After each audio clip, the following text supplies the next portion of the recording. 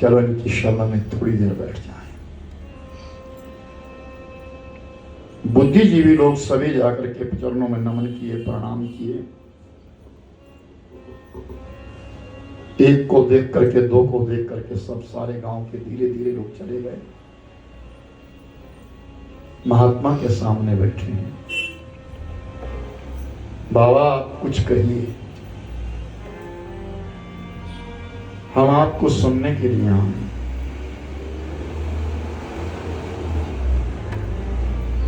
महात्मा कहते हैं कि मैं आज पूजा नहीं कर सका हूं, और जब तक मैंने पूजा नहीं करी तब तक मैं कोई शब्द नहीं कह सकता। मैं तुम्हारे लिए सदुपदेश नहीं दे सकता तब तक। मेरी पूजा नहीं हुई है। बाबा कहो ना, आपकी पूजा को कोई सामग्री चाहिए, कोई वस्तु चाहिए। हाँ, वो मुझे मिली नहीं है आज। 7 प्रकार के पुष्प चाहिए।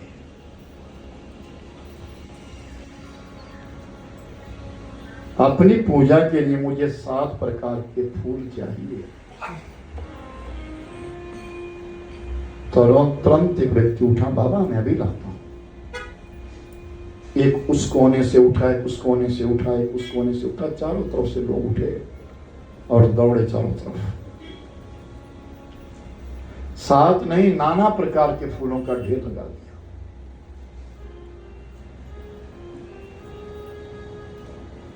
बाबा आपने पूजा कर लीजिए। आप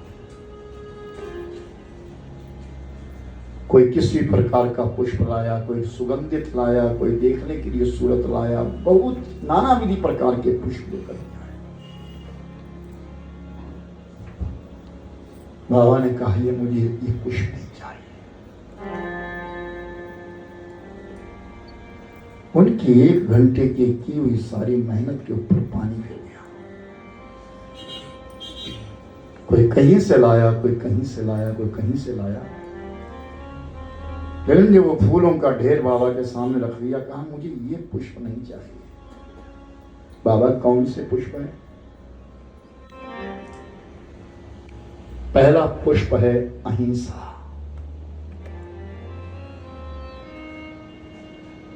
मेरा प्रवचन सुनने के लिए पहला पुष्प अहिंसा है। क्या तुम अपने हृदय से अहिंसा निकाल सके? तुम्हारे मन में किसी के प्रति कोई अपराध तो नहीं आ रहा है? तुम्हारे मन में किसी के प्रति कोई द्वेष तो नहीं है, क्लेश तो नहीं है?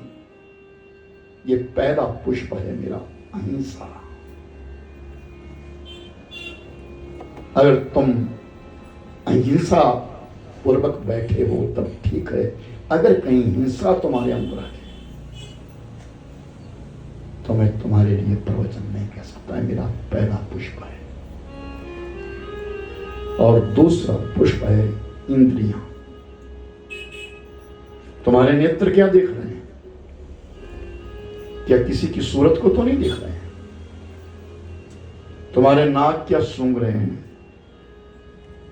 तुम्हारे कान क्या सुन रहे हैं? कहीं एक दूसरे की बात तो नहीं हो रही है? जब तक तुमने अपने इंद्रियों को वश में नहीं किया तब तक मैं प्रवचन नहीं कर सकता। ये मेरा दूसरा पुष्प है।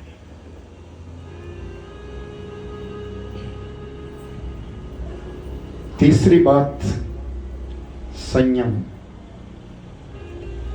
मेरा तीसरा जो पुष्प है वो संयम है। क्या तुम अपनी वाणी पर, क्या तुम अपने क्रोध पर, क्या तुम अपने मन पर संयम रख सके हो?